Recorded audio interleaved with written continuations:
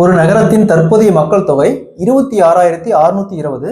ஆண்டுதோறும் 10% மக்கள் தொகை அதிகரிக்கிறதெனில் 3 ஆண்டுகளுக்கு முன்பு அந்த நகரத்தின் மக்கள் தொகை என்னவா இருக்குன்னு கேக்குறாங்க.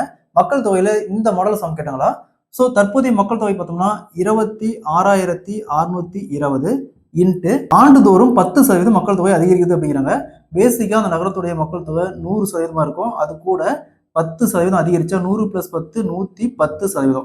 ஸோ இந்த 110% நம்ம எப்படி எழுதுவோம்? 110 வகுத்தல் சதவீதத்துக்கு 100 ரைட் பண்ணுவோம். ஸோ இது அப்படியே ரிவேர்ஸ்ல 100 வகுத்தல் 110ன்னு 3 டைம் 3 வருஷம் அப்படிங்கிறதுனால 3 டைம் ரைட் பண்ணோம். 100 வகுத்தல் 110, இங்கேயும் 100 வகுத்தல் 110.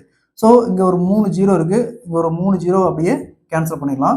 நெக்ஸ்ட் பாருங்க 11 × 11 × 11 1331.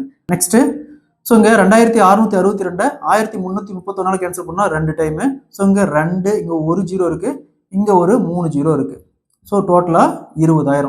ஸோ அப்ப 3 ஆண்டுகளுக்கு முன்பு அந்த நகரத்தின் மக்கள் தொகை பார்த்தோம்னா 20,000 இருந்திருக்கும். ஸோ அதுக்கப்புறம் வருஷம் 10% இன்க்ரீஸ் ஆகி மொத்தமா 3வது வருஷம் எண்ட்ல 26,620 மாறி இருக்கும். இதே மாதிரி இந்த சம் பாருங்க.